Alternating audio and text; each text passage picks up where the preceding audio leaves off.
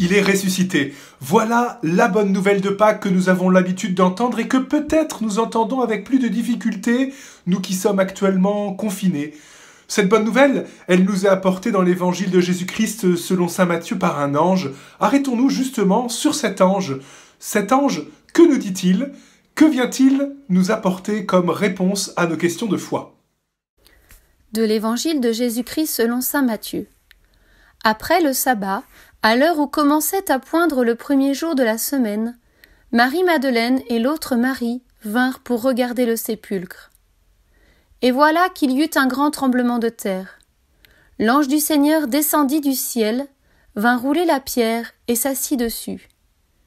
Il avait l'aspect de l'éclair et son vêtement était blanc comme neige.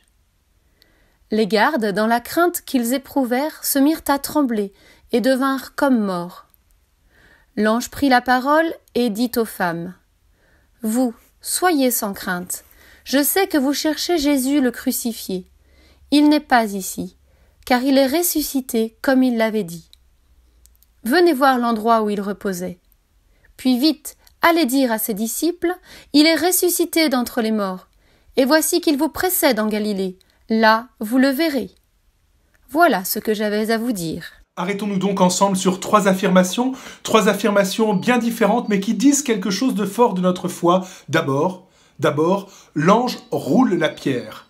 Il roule cette pierre du tombeau, le Christ n'y est plus, mais c'est bien l'ange qui a ouvert le tombeau, comme finalement nous pouvons attendre que Dieu ouvre nos cœurs et il laisse pénétrer autre chose que nos propres enfermements, nos propres lieux où nous sommes sécurisés. Ouvrir les portes est parfois difficile, c'est parfois un geste qui nous plonge dans l'inconnu et pourtant si essentiel.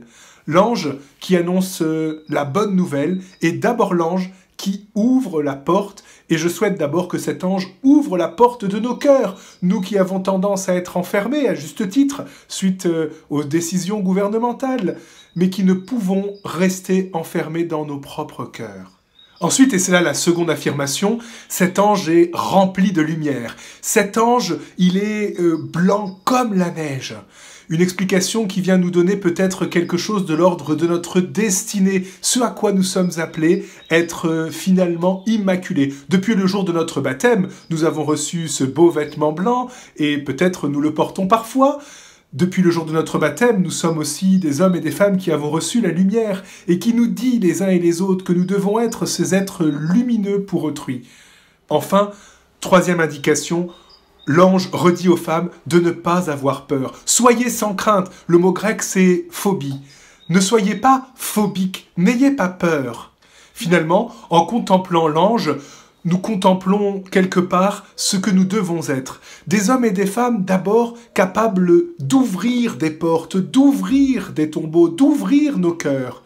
Des hommes et des femmes lumineux pour les autres, pour notre monde. Et puis, des hommes et des femmes qui ne sommes pas gouvernés par la peur et par la crainte, mais plutôt par l'assurance d'un Dieu qui est présent, par une certaine confiance. Voici notre programme de vie, voici notre programme de Pâques.